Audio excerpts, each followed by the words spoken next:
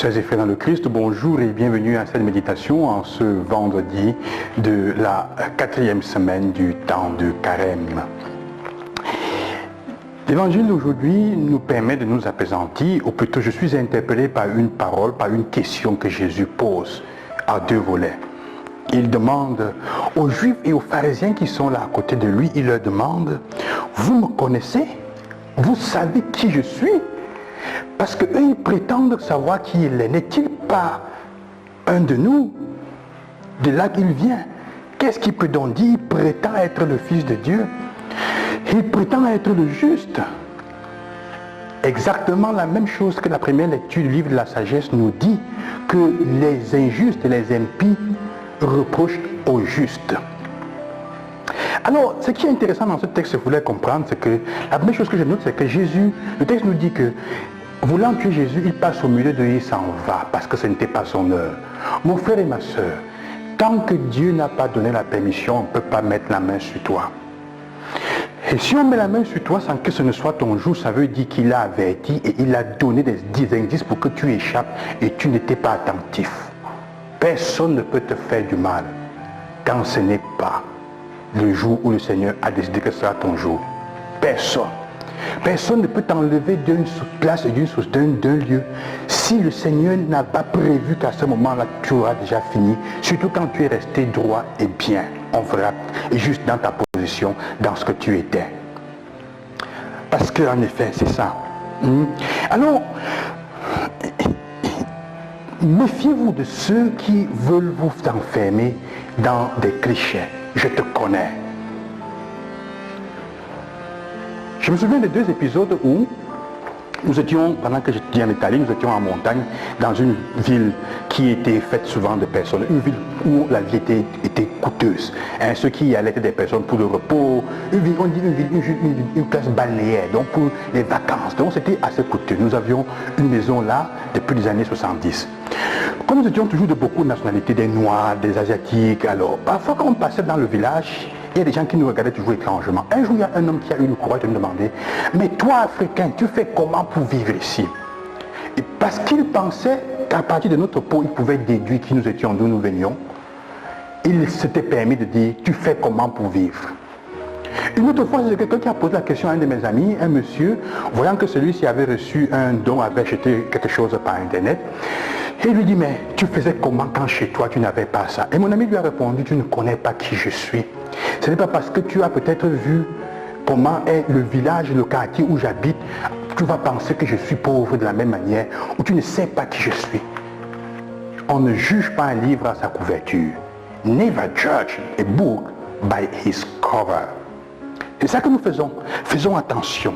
Et c'est pour ça que Jésus dit non, vous pensez me connaître. Nous restons un mystère pour nous-mêmes et pour les autres. Jésus nous fait comprendre cela. Mais c'est un mystère qui dérange souvent. La première lecture en effet est intéressante, c'est ça que je voudrais regarder davantage avec vous. Le texte commence en disant, attirons le juste dans un piège.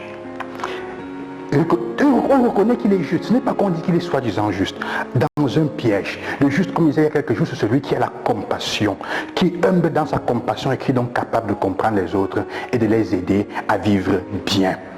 Et il nous accuse d'infidélité à notre éducation. On t'a donné une bonne éducation chrétienne, une bonne chose, une bonne éducation familiale, à des valeurs. Tu es devenu infidèle à cette valeur, à la valeur de l'accueil, à la valeur du non-jugement de l'autre, à la valeur de la tolérance, à la valeur de ne pas envier. Tu as oublié ton éducation. Frères, sœurs, regardons dans notre vie, il y a combien de valeurs de notre éducation que nous avons oubliées, à lesquelles nous sommes devenus infidèles. Il est un démenti pour nos idées. Sa présence est un démenti pour ce que nous pensons. Parce qu'il pense toujours différemment. Il pense à partir de sa compassion. Sa seule présence nous pèse. Il met une vie en dehors du commun. Il n'est pas magouillard comme nous. Là où on fait le bien, il est toujours en train de faire le bien. Nous, on veut même trouver le moyen de contourner pour avoir notre profit. Il est toujours honnête. Il nous tient pour des gens douteux. C'est-à-dire que sa présence démasque nos magouilles. Ça démasque les gens, c'est encore on est douteux. Ils se découvrent de ça. Comment dire? Ils se détournent de nos chemins comme de la boue. Et alors ils disent, éprouvons sa patience. Donnons-lui une mort infâme, honteuse, humiliante. Chers frères, il y a deux choses.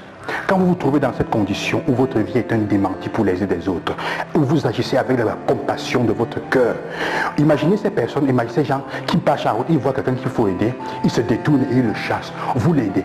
Ils vont réagir en disant, toi tu penses que tu es bien, tu penses que tu es mieux que nous, tu n'as rien fait, tu n'as rien dit, mais on va toujours être en train de te critiquer. Tu arrives quelque part où tu as quelqu'un à travailler avant toi et tu fais ce que tu aimes faire, ce que tu sais faire est bien, et on commence à te critiquer, ou tu penses que tu es mieux, parce que tu as été le démenti. Ta présence a démasqué peut-être les magouilles d'un autre, quelque chose, les irrégularités. Alors le texte nous dit en effet, leur méchanceté les a rendus aveugles. Ces gens-là agissent de cette façon parce qu'ils sont méchants. La méchanceté les a rendus aveugles. Et la méchanceté naît de quoi, mes frères et sœurs? La méchanceté naît du fait qu'on ne croit plus que faire du bien est avantageux. On ne croit plus qu'être honnête puisse porter, puisse être irréprochable et porter quelque chose de bien. Le texte le dit. Ce sont ces gens-là, on n'y croit plus. Est-ce que toi tu y crois encore? Si toi tu te contours dans ce contexte où quelqu'un te dérange, sa vie et sa présence, dans le bien qu'il fait te dérange, fais attention, tu es devenu méchant. Et tu vas finir par le tuer. Tu vas finir par lui faire du mal. Ceux qui croient faire du bien, ceux qui croient que faire du bien ne paye pas ici dehors. Le nombre de personnes s'accroît. Ne tombons pas dans ce piège. De plus en plus, on a peur. Les empoisonnements, les gens, faire du bien à quelqu'un est même devenir un danger. On a peur de faire du bien. Et le malin fait ça exprès. Il est là dehors. Parce que même ceux qui ont besoin vraiment, ils ne vont pas te faire du mal. Tu ne leur fais pas du bien. Le Seigneur est en train de te dire, faisons attention. Faisons attention que la méchanceté ne nous rende pas aveugles. Et c'est le temps pour nous convertir. Dieu demande que nous regardions les méchancetés de notre vie, là où nous sommes méchants, là où nous sommes aveugles au point où on ne voit plus sa présence, on ne reconnaît pas le mystère de sa personne et le mystère des autres qui sont bien plus que ce que nous imaginons et notre propre mystère qui sommes faits pour être justes, manifester la compassion en tout temps. Et c'est l'unique façon de manifester Dieu là où on est, comme Jésus dit, qui me voit, celui qui m'a envoyé, je manifeste sa présence. Et c'est pour ça que ça énerve les gens, parce que sa vie dérange. Quand la vie de quelqu'un te dérange, demande-toi où est-ce que je suis méchant. Faisons attention aux méchancetés. Elles nous rendent aveugles et ça nous porte loin. Que le Seigneur vous accompagne, qu'il vous bénisse. À demain. Que le soit Jésus-Christ.